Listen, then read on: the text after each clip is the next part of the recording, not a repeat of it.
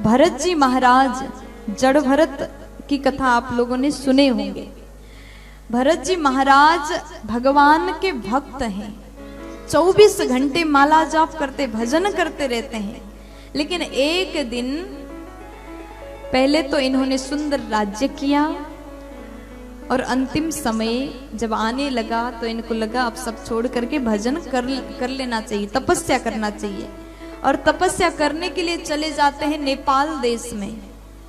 और नेपाल में जाकर के वहां पर एक दिव्य स्थान है, मुक्तिनाथ क्षेत्र, गंडकी नदी के पावन तट में बैठ करके भरत जी महाराज ने तपस्या किया।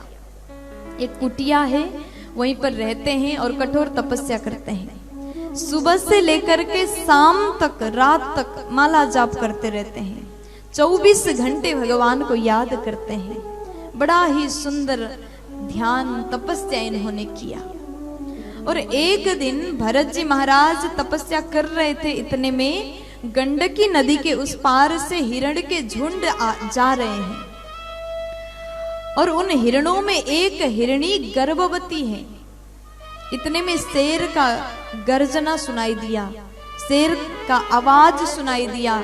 सब हिरण डर के कारण भय से भागने लगे, भाग रहे हैं। और वो जो हिरणी थी, जो गर्भवती थी, वो भी भागने लगी। तो उसी समय उस हिरणी का गर्भपात उसी नदी पर हुआ, गंडकी नदी में। भरत जी महाराज ने दृश्य देख लिया। वो हिरणी तो चली गई, लेकिन वो अभी अभी जो पैदा हुआ, वो छोटा सा बालक हिरण नदी में गिर गया। भरत जी महाराज ने प्रेम बस, वो छोटा सा है, बालक है, करुणा के कारण उस हिरण को अपने कुटिया में लेकर के आए। अब खूब उसका सेवा किया, क्योंकि उसकी मां तो चली गई। भरत जी महाराज ने उस हिरण को पाला है, खिलाया पिलाया, बहुत प्रेम दिया। अब इधर भजन 24 घंटे करते थे, धीरे धीरे भजन की संख्या कम हो रही है। पहले पूरे दिन रात भजन करते थे, अब थोड़ा कम करने लगे।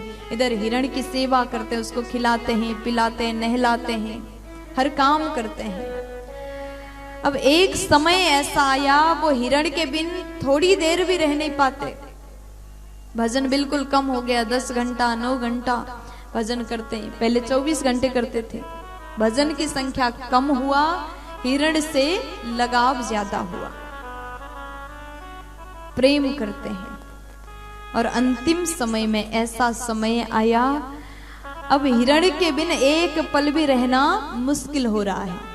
देखिए, समस्त जीव मात्र में प्रेम करिए, प्रेम करना हमारा धर्म है। लेकिन इनका जो हिरण के प्रति प्रेम था, धीरे धीरे आसक्ति के रूप में बदल गया। पहले उसको दया के कारण प्रेम करते थे, उसकी सेवा करते थे, अब आसक्ति हो गया। अब हिरण के बिना एक पल भी रहना मुश्किल हो रहा है। अब एक दिन, हिरण तो जंगल का जानवर है, अपने हिरणों के साथ में मिल गया, जंगल में एक दिन निकल गया, चला गया, वापस नहीं आया। अब भरत जी महाराज को बड़ा दुख होता है, मैंने उसको पाला पोसा, बड़ा किया, इतना प्रेम हो गया, अब वो हमको छोड़ के चला गया।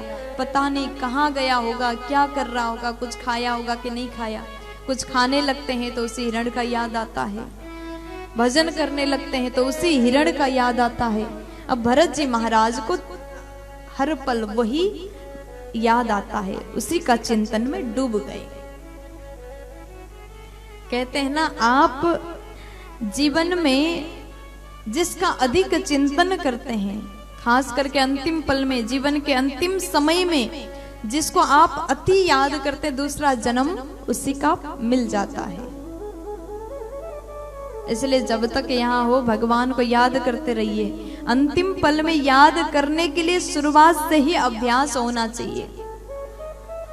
कुछ लोग कहते हैं मरते टाइम बोल देंगे राम, कौन सी बड़ी बात है, राम नाम उच्चारण कर देंगे, लेकिन ऐसा संभव नहीं हो सकता। आपने शुरुआत से ही अभ्यास नहीं किया है तो अंतिम पल में वो बिल्कुल नहीं निकलेगा। राम नाम जितना सरल है ना, राम नाम जितना सरल है उतना मुश्किल भी है। अगर आप सोचो मरते टाइम हम मुंह से राम बोल देंगे तो ऐसा नहीं हो सकता। आप राम बोलना भी चाहो तो मुझसे राम नहीं आम निकलेगा। प्यार से बोलो, जोड़ से बोलो ना। इसलिए अंतिम पल में राम उच्चारण करने के लिए अभी से अभ्यास करना होगा।